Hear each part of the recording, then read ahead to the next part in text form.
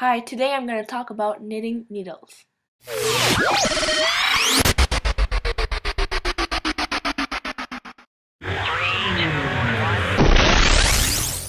The first type of needle I'm going to talk about today is the circular needles. They are basically straight needles but joined with a flexible cable. They are mainly used to knit in the round, but you can also use them to knit back and forth like you would do with straight needles.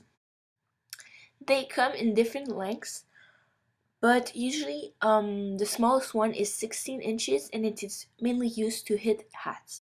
I also want to say that you should keep the packaging because the size and the length of the circular needles are usually not written on the needle itself, so you can use the packaging to store it in it. The second type of needle I want to talk today is the double pointed needles. They are also used to knit in the round, but usually the projects you would use them with or for smaller circumferences like socks and mittens.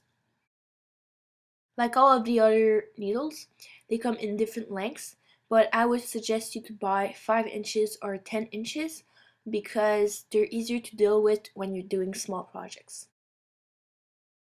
Finally, the last type of needle I'm going to talk about is the straight needles.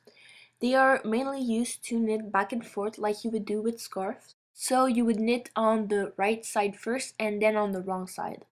FYI, a needle consists of a knot, a shaft, a tip, and a point. Now for the needle sizes, it's usually written on the knot. So here is a conversion chart, but usually in stores they only use metric and US.